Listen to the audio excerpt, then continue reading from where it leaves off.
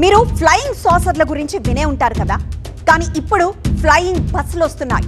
ఇది science fiction Kahani కాదు, మున్ముందు రియాలిటీగా మారే ఆలోచన. అయితే ఇక్కడే ఒక్క నిమిషం ఆగండి.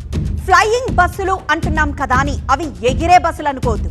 ఎగిరే బస్సులు కావు, కానీ అది రోడ్డు మీద మాత్రం నడవవు. ఇదిగో ఇలా చూడ్డానికి ఈ బస్సులు ఇదిగో ఇలా ఉంటాయి. సో చూస్తున్నాం కదా.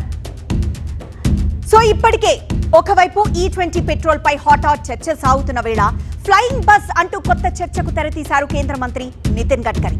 అసలు ఇంతకీ ఆయన ఏమన్నారో ఒకసారి చూద్దాం. नई नई technology, ropeway, cable car, funicular railway अनेक लाया हूं. अभी हवा में उड़ने वाली बस भी लाने वाला हूं. पानी में उतरने वाला हवाई जहाज भी मैंने लाया था. मैं समुद्र में उतरा था. तो इसके ऊपर मैं mass rapid transport system on electricity ये तैयार करके दूंगा, जो मेरे अंडर आती है, जिससे एक कोने से दूसरे कोने कब पहुंचे पता नहीं चलेगा. ये भी शुरुआत इसमें करने की कोशिश करूंगा. ఇంత కేసులో నితిన్ గడ్కరీ ఈ ఫ్లయింగ్ బస్ అనే కాన్సెప్ట్ ను ఎందుకు తీసుకొచ్చారు, అసలు ఇవి ఎలా పనిచేస్తాయో ఒకసారి చూద్దాం. ఫ్లయింగ్ బస్ అనేది విద్యుత్తో నడిచే అధునాతన bus. Mass rapid transport network అని దీన్ని సాంకేతికంగా పిలుస్తారు. బస్ స్టాప్ లో vertical take off landing system ద్వారా పనిచేసే టెక్నాలజీ ఇది. సాధారణ రైలు ప్రయాణం కన్నా, మెట్రో జర్నీ కన్నా ఇది చాలా భిన్నం. హర్యానాలోని దౌలా కువాన్, మనేసర్ మధ్య ఈ ఫ్లయింగ్ బస్ ను ప్రారంభించాలన్నది గడ్కరీ ప్రణాళిక. బెంగళూరులో కూడా ఫ్లయింగ్ బస్ కోసం అధ్యయనాలు చేస్తున్నట్లు ఆయనే చెప్పారు. పట్టణాల్లో మరింత వేగవంతమైన, పర్యావరణ హితమైన ప్రజా రవాణా వ్యవస్థ దిశగా కేంద్రం అడుగులు వేస్తోంది. సో ఈ ఫ్లయింగ్ బస్సులు ఏ ప్రాంతాల్లో అందుబాటులోకి తెస్తారన్నది ప్రస్తుతం ఆసక్తికరంగా మారింది. బిజీగా ఉన్న మెట్రో ప్రాంతాలకే ఇవి పరిమితమవుతాయా, లేక నగరాల మధ్య కూడా ప్రయాణం ఉంటుందా అన్నది ఆసక్తికరంగా మారింది. ప్రజా రవాణా వ్యవస్థలో విప్లవాత్మక మార్పులు రాబోతున్నాయని గడ్కరీ అంటున్నారు. ఫ్లాష్ ఛార్జింగ్ ఎలక్ట్రిక్ బస్సులను తీసుకొస్తామంటున్నారు. అంటే 135 మంది ప్రయాణికులతో కూడిన బస్సులు గంటకు 120 కిలోమీటర్ల వేగంతో ప్రయాణిస్తాయి. పైగా ప్రతి 40 కిలోమీటర్ల తర్వాత కేవలం 30 సెకండ్లలోనే ఛార్జింగ్ అవుతాయి.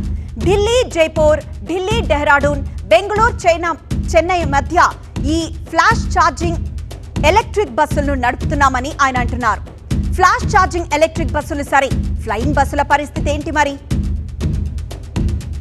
ఫ్లయింగ్ బస్ కాన్సెప్ట్ బాగానే ఉంది, కానీ సవాళ్లు కూడా ఉన్నాయి. ఈ రకమైన ప్రయాణం ఎయిర్ క్రాఫ్ట్ టెక్నాలజీని మరింత మెరుగుపరచాల్సిందని నిపుణులు అంటున్నారు. ఇక సమర్థవంతమైన ఎయిర్ ట్రాఫిక్ మేనేజ్మెంట్ సిస్టమ్స్ ఎంతో అవసరం. అంతేకాదు, ప్రపంచ స్థాయి భద్రతా నియంత్రణ చర్యలు కూడా ఇందులో కావాలి. మౌలిక వస్తువులకు తగినంత ఖర్చు చేయాల్సి ఉంటుంది.